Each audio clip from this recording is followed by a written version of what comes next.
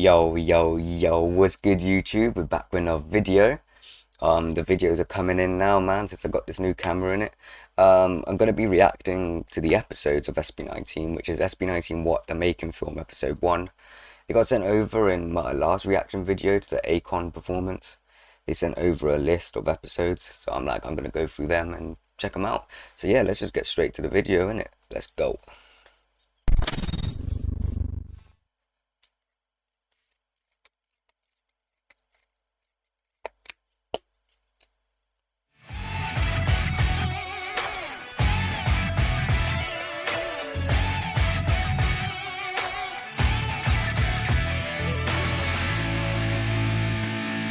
What? Yeah, what? My headphones are playing up. Don't need bullets just to raise my flag. From now on, these bars will hit all of your hearts. So, dito sa kantang to, it's about parang raising your flag and being proud of yourself and loving yourself.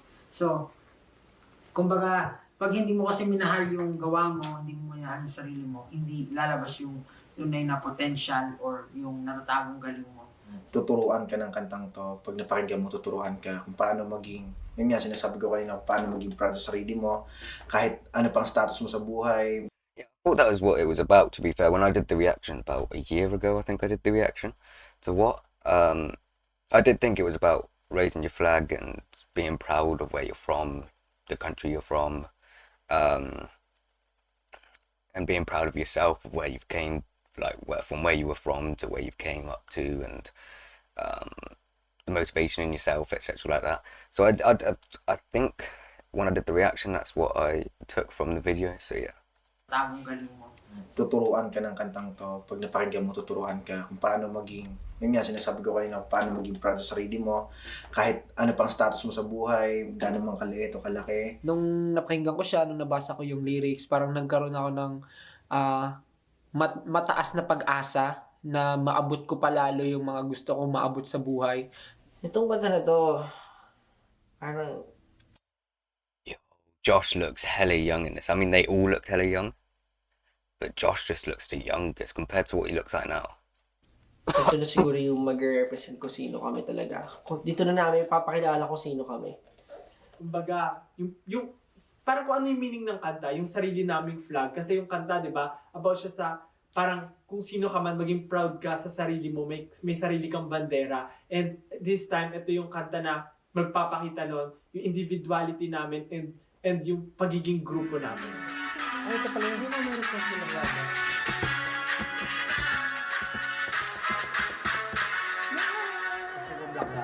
Lalagyan ko na.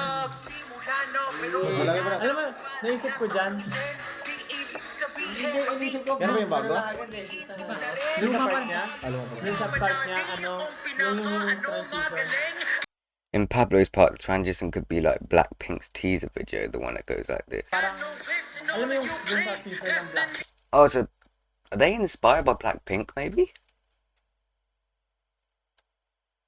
Because I don't know if you know, but Blackpink is a K-pop group, a Korean pop group.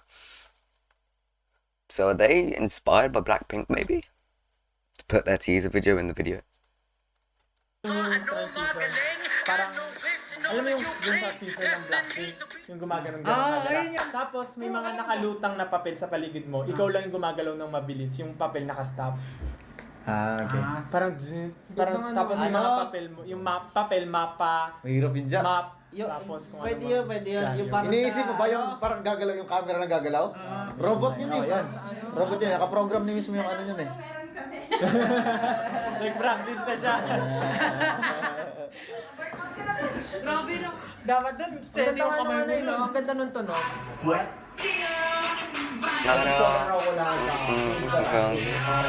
Parang hindi sinaramdaman ako. Nakababa yung Kaya bigatan mo na ba yung... Masama naman ang pinagawa. Sinabi mo nagpapabigatan yung gitar dito. Mahina rin kasi yung guitar eh. Hindi pa kahal kita yan. Tapos, yung katulad sinabi mo, sabi ko, huwag gawing pop yung distortion, gawin niya tali. Para mabigat na lang tayo. Kaya din yung may mga scratch. To make it sound more metal. That's a different route. Victor, gawin niya tali. Gawin niya tali. Para mabigat talaga tayo. Kaya din yung may mga scratches. Kasi gusto ko, ayokong all throughout the song, parang mabigat yung gusto ko sa ending, may maging happy yung feeling. Okay, Kaya- okay din sa ako sa ganun. Tapos dun sa last chorus nito, parang di na balang, salamat, Lord, banat, iwagay mo, tapos parang mag-i-sketch, tapos bigla magpapalit ng vibe na parang happy na, hip-hop-ish na, parang mabounce na. Old school. Maging old school ba na? Parang Pero basta yung una natin, yung mauna natin, parang gigera talaga. ganon. For the intro bit, yeah. ng vibe na parang happy na, hip-hop-ish na, parang mabounce na. Old school. They're coming up with so many good ideas for this song. Now, obviously, this song came out a couple years ago, right? But they've already, like, just watching this, you can actually see into their minds of what they're thinking and how they're putting it all together for the music video and the song, etc., like that, to make it all match together. It's crazy when you see videos like this on how they've put the production of the video together and where the ideas came from and all that stuff, and how they're talking to each other, trying to figure out what will fit perfectly to the song, if that makes sense. Maging old school ba na? Pero basta yung una natin, yung mauna natin, parang gigera talaga. Ganon. Guys, ayun yung idea. Yun nga, alam mo na naman yun, yung progressive. Talaga gusto natin yung parang kikilabutan talaga sila, di ba? So, umpisa pa nga lang yung tunog pa lang nakakilabot na yung trumpets. Nung sinur ko kasi ito, parang I was thinking more of people in general. Siguro I was also talking about SB19 as a group, kung ano yung music namin or kung ano kami. Kasi in the previous releases namin, mga nag-compose is Korean nung kanta. So, ang kinontribute lang namin is yung lyrics. So, and minor changes sa mga melodies. This time, mas nag-contribute or solely SB19 yung nag-contribute sa paggawa ng kanta. And I think, and I believe na kumbaga naipasa namin o nailagay namin yung soul namin dito as a person, not just a Filipino.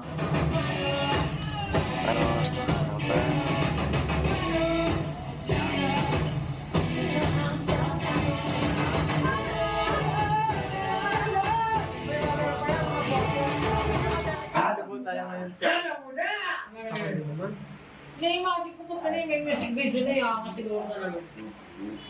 Dito po tayo ngayon sa... Hindi ako makapagsimula. Nandito po tayo ngayon sa...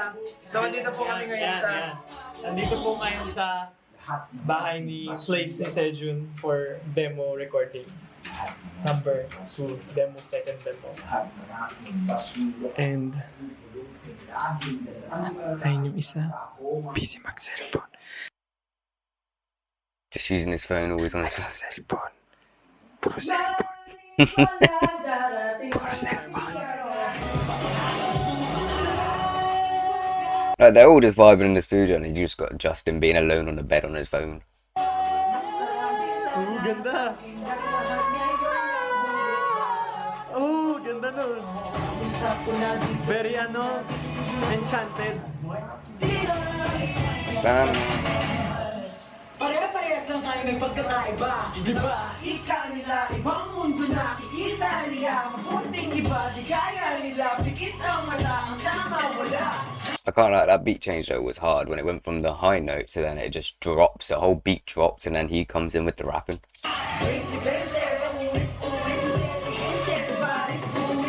Mapapaano ka eh. Na-excite ako. Na-imagine ko, iba-ibang parang ito sobrang bigat, tapos pagdating sa part natin, magiging soft. Tapos biglang, my God. Bumalik ako dun sa pinanggalingan, sa roots namin. So, yung mga kanta talaga, parang connected and parang pinapoint out talaga nila na may pinanggalingan kami and eto kami. Tapos, dun na nagsimula yung... I'm liking the whole meaning behind this song. And the energy, the expressions, and the meaning, how they put it all together. I'm just loving, like, this song really means a lot to them, and you can see that, and it's great to see, really. Parang pinapoint out talaga nila na may pinanggalingan kami and eto kami. Tapos doon na nagsimula yung parang, what? Ano ba yun? Ano ba yung pinagmulan natin? Di na magpapaawat. Ay, napala yun. Tapos na. Di na magpapaawat, iwawagay wayang watawat. Oo. Ikaw ba? Hindi, i-record natin. Ayan lang. Actually, lahat dapat dun. So, di na magpapawat. Tapos ano pa? Apat natin sa'yo. Maniwala, darating ang mga biyaya, higit pa sa lahat-lahat ng nawala. Yes, Stell. That's better. Maniwala, darating ang mga biyaya, higit pa sa Wala. Isa pa. darating One ang more. mga biyaya, higit pa sa lahat-lahat ng nawala. Hey! Yay! Every time na nagre-record naman kami, like kung ine-enjoy yung moment na nasa loob ako ng recording studio na Yeah, it looks like they enjoy it. It looks like they're all having fun together, which I love to see as well. pag ako na yung nasa harap ng mic, sobrang ine-enjoy ko lang yung moment na yun na nandun ako. Pero this time kasi siguro nagdagdag lang ako ng konting ibang attitude ni Stel, parang ganun. Kasi yung kanta namin parang palaban eh, kumpara dun sa mga kanta namin before na Go Up, Alab. So parang sa recording namin, sa mga recording practices namin, talagang nilalagyan ko ng konting angas yung iniisip ko, siga ako, ganun. Para lumabas yung character ko, kahit hindi pa sa MV, kahit sa boses ko pa lang, parang ma-portray ko na yung character na gusto kong ilabas para sa kanta na to. Yun. Honestly, ako talaga, kumbaga, tinrain, hindi ko naman sinabi tinrain talaga, pero totally hindi gano'n kasi kapos din sa time, pero tinatry ko magsingit ng practice time for myself din talaga to improve yung mga naglalak ako na bagay. So, ayun yung isa sa mga pinaka-finocus ko, like vocalization. Ganun mag-isa kahit nasa bahay na ako at the same time. Tsaka parang sinapuso ko rin talaga itong kanta na to. Ako, very nervous ako. Hindi ko alam bakit, pero kahit na ako yung sumulat ng kanta, kahit ako yung nag-compose, parang feeling ko bago pa rin sa akin yung kanta. Siguro dahil I think it's like that with a lot of artists though. When they write the songs, like they could have wrote it like loads of times, right? But when they actually go to record it, to them it feels like a brand new song, if that makes sense. Even though they already wrote it and all that stuff, it's just like it feels like it's brand new because you're actually making it. You didn't just write it. You're now in the process of making it. So it feels brand new, if that makes sense. It's great. nag-compose, parang feeling ko bago pa rin sa akin yung kanta. Siguro dahil gustong-gusto kong maganda yung kalabasan, kaya sobrang kinakabahan ako. Pero at the same time, sobrang excited ako at masayang-masaya kasi sa wakas makakapaglabas kami ng kanta na kami yung magpo-produce, kami yung gagawa, kami yung sumulat or kami yung gumawa, parang ganun, na talagang SB19. Siguro, kasi ako, lagi ko rin ito sinasabi sa members na I want them to be proud of themselves. I want them to, step up, to be proud of what they do. Kasi if hindi mo mahal yung ginagawa mo or hindi mo mahal yung sarili mo, hindi magpo-project yung the best you.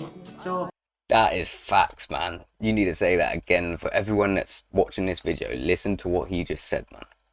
mahal yung ginagawa mo or hindi mo mahal yung sarili Because if you don't love what you are doing or you don't love yourself, mo, hindi you will not be able to project the best of you. So if you're not putting it all in yourself, like loving yourself, and all that stuff, right? How are you going to expect yourself to be a better version of you or create something of yours if you can't love yourself and show yourself that you're worthy enough, if that makes sense? That is a very powerful message. to be proud of what they do. Kasi if hindi mo mahal yung ginagawa mo or hindi mo mahal yung sarili mo, hindi magpo-project yung the best you.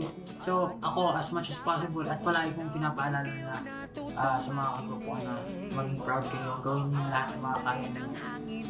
Even though parang ironic kasi mahilig kong idaw yung sarili ko. Parang lagi akong, tawag dito, lagi akong may self-hate, parang gano'n. Parang feeling ko, parang hindi pa enough yung ginagawa ko. Pero ayun, parang gusto ko sana sa ibang tao ma-push sila na parang maging proud sila para naman malabas nila yung potential nila. Raise your own flag. Kumbaga, be proud and love yourself.